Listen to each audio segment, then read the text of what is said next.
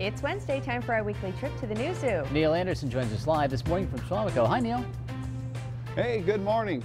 Well, you know, it might be cold outside and the giraffes aren't outside, they're inside with us, but you can have an opportunity to go ahead and visit the giraffes throughout the entire winter. Of course, we're open, you know, every single day, but you know, in the winter when we get temperatures below 45 degrees, the giraffes are inside.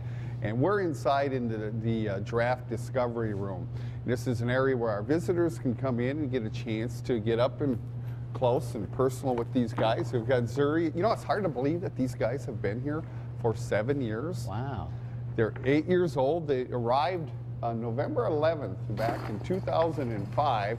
We got Zuri here, and then we've got Hodari up here, and I think she wants all the food this morning. I can show you. You can see she's taking her tongue out, but watch this. I'm going to put here, this is just herbivore diet that we go ahead and feed these guys. Now we have a lot of enrichment devices and they can watch it and look at, now check this out. I'm going to put this in the pail. Yeah. Now you would think they're going to be able to get that out of the bottom of that pail. Check that out. Now you watch. She will put her tongue all the way down to the bottom of that pail to pull the food out. Because you imagine these guys have about almost a 20-inch Look at that. tongue. You can see them? You see them working that? Wow. I know. That's it's, impressive. You know, you look at that. It's, you know, and the public will, you know, when they come in here, they'll look at this and they'll say, geez, you know, what's the pail on there to, you know, to go ahead and give them food later or whatever. But no, we go ahead and put diet in there. And this makes them work at it, which would be similar, you know, if they're out in the wild, they would have to go ahead and do that if they were working on leaves on an acacia tree. You know, they want to get further inside, and this is just something that we can go ahead and enrich them. You know, we'll even put them inside, you know, the bamboo poles and other enrichment devices, but they really have to work at it. You can even check out, you know, we've got a unique hay feeder that's up above as well.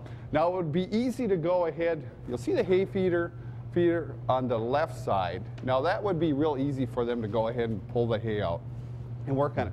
But we want to keep them active as if they're foraging, you know, all day like they would do out in the wild.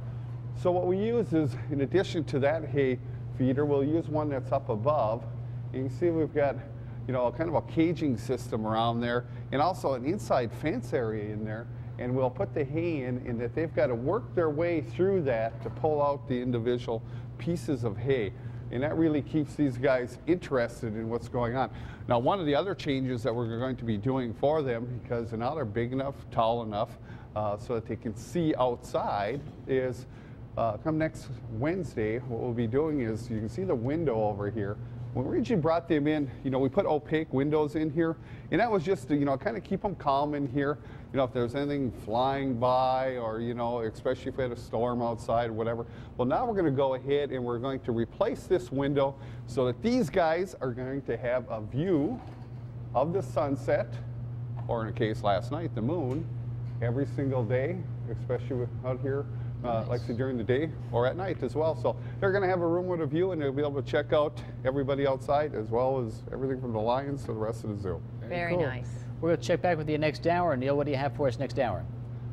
Well, we're getting these guys ready for a hoof trimming, and we're going to talk about hoof trimming and how that all works, and how we can do that safely around these guys. All right, thanks, Neil. See ya. I prefer tree trimming.